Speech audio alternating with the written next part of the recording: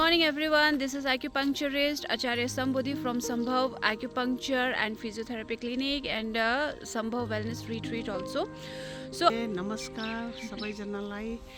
अनि मेरो एक्सपिरियन्सको कुरा गर्नु पर्दाखेरि म पहिला मेरो चाहिँ एक्युट यो के भन्छ सर्भाइकल स्पन्डलाइटिस भएको थियो।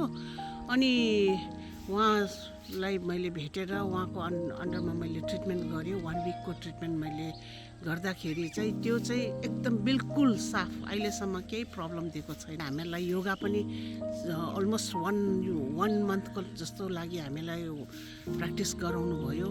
अनि त्यसले पनि धेरै नै आफूलाई राम्रो भएको छ। अहिले चाहिँ मेरो खुट्टामा चाहिँ भेरिकोस जस्तो प्रब्लम तल नर्भ्स चाहिँ फुल्लेर यसरी आउँथ्यो। अनि त्यहाँदेखि चाहिँ त्यो नर्भ्स जब फुल्लेर आएपछि सबै फेरि एकछिनमा हराउँछ, फेरि अर्को ठाउँ स्टार्ट हुन्छ। यो पर्टिकुलर यो जग्गा भन्ने थिएन।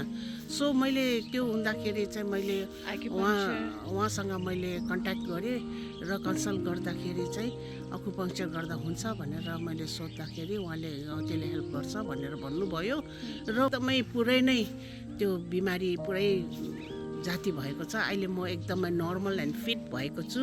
यसको लागि तपाईलाई धेरै धेरै धन्यवाद कराउन चाहन्छु। Thank you. ये हमारे साथ थी aunty Chunki from North Sikkim and अब हम आज इनका लास्ट ट्रीटमेंट है और हम इनकी बेहतर सेहत की कामना करते हैं।